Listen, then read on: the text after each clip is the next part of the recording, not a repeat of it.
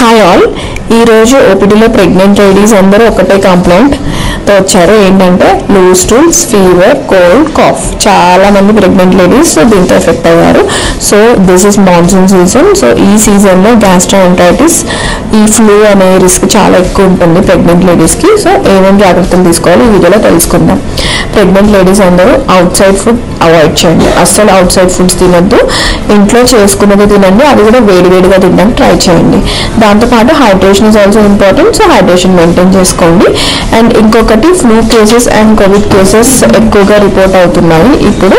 So అందరూ జాగ్రత్తగా ఉండాలి. ఇంట్లో ఎవరైనా ఫీవర్తో కానీ కోల్డ్ కాఫ్తో కానీ ఉంటే వాళ్ళకి కొంచెం దూరంగా ఉండండి.